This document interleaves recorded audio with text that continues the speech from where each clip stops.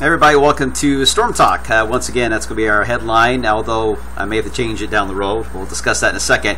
I see the sun this morning, beautiful sunrise, in fact, and we're going to see a few hours of sun. I think we still got enough moisture in the lower layers that the cumulus clouds, more likely the flat stratocumulus type, will begin to develop later this afternoon. So we'll go partly cloudy, and I don't say it's going overcast, but partly cloudy, maybe mostly cloudy a few hours here for this afternoon. But in general, a nice good spring day. 39 now, 31 in Corydon, 31 in Salem, where skies have had a chance to clear to the north. The numbers have dropped as a result of that. All right, looking at the satellite trends, you can see the cloud cover right across Kentucky mainly, and mainly clear off to the north, where we again have had a clear setup most of the night. We'll have more of these clouds again fill in later on for the afternoon period. Widen out the scope here, and you can see that fairly quiet weather for us. This is a lot of fog that has developed in low stratus across the Midwest area. That'll break up later on today. But in general, very quiet all the way into the Rockies. It's our system on the other side of the Rockies that is going to give us problems as we head into the upcoming weekend. So let's get right to it. Here's the same idea. It's a strong low pressure. Actually gets stronger on Friday. I think it'll peak at its maturity on Friday with a strong line of thunderstorms, if not a severe weather outbreak, likely Missouri and Arkansas all the way down into Louisiana and Texas. This is where the problem kicks in, because like yesterday we have that high to the east. Does that high slow the front down? Because this thing's still got some energy with it, and then we're going to have a lot of moisture being thrown ahead of the front, good amount of warmth on Saturday. So the GFS wants to wipe the front basically through here fairly quick, which would mean we would get the nocturnal version of what happened on Friday, which is good. We would slide perfectly into a time window of the weaker side of the rain and thunderstorms.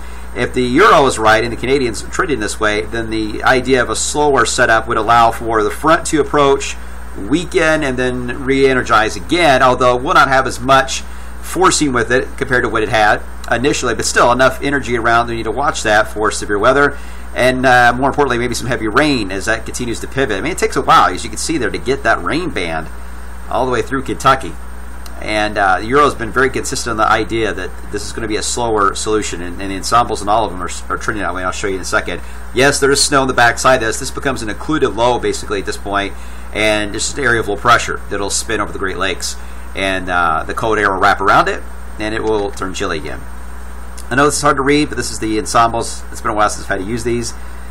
This is the JFS and its ensemble, the Euro and its ensemble, and the Canadian and its ensemble. Ensembles, by the way, are usually they just kind of smooth out all the chaos that the models above them can do on run to run, all the swings. They kind of calm things down a bit and give a median idea of how things will trend. And here we are Friday night. They all have a fairly decent low west of Illinois. So is this ensemble. GFL or Euro a little more elongated with a low, not as deep, but it's deeper on the ensemble. And Canadian, the same story. They all have, though, and this is where we are, all showing these tight black lines together. That is a strong south wind. I think we're looking at certainly a wind advisory setup here with wind gusts to 40 miles per hour, and that's the day we get into the 80s.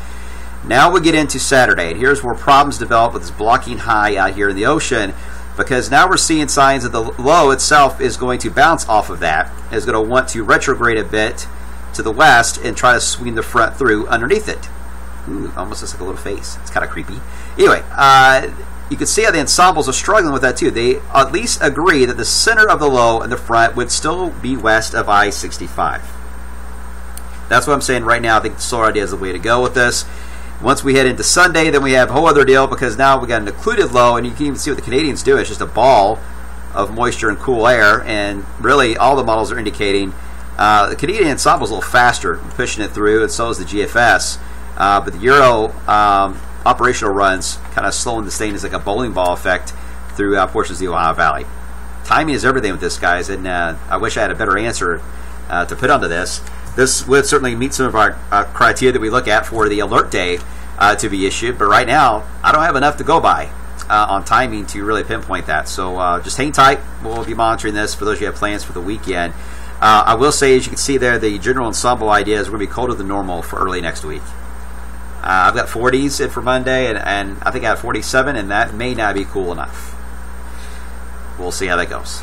All right, leading up to thunder. There's a quick little wave that zips on by on that Wednesday before, but it's really going to be the system for late week that we'll be watching. It will dive down across the nation's heartland, and it will have a decent warm front ahead of it. The question is, how far south is this thing going to dive, and far east will it be? That will influence how thunder will play out. In general, the ensembles are trending toward a warmer day on that Saturday, but this is all thunderstorms, and this will be rolling in here pretty quick.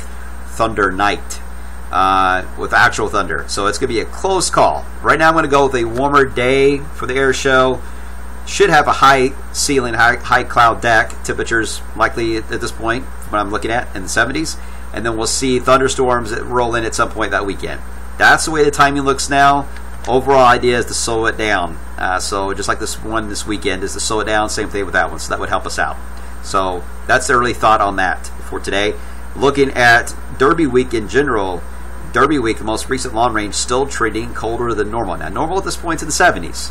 So cooler or colder than normal. It could be upper 50s to 60s. Still chilly for Derby Week, but it's an average of the whole week. So it doesn't mean we're not going to get a 70-degree day in there. It just means we may have a really chilly day mixed in somewhere in that realm of days that kind of throw off the averages. We'll watch it. It does also at least trend drier than normal. So if we had to pick how this would play out, I think many people can handle the cool weather as long as it's dry. Cool and wet, not so much. All right, that's it for today, guys. Hopefully I'll have a clearer picture on things coming up toward midday today as we get more data rolling in about this weekend system. So I will see you then.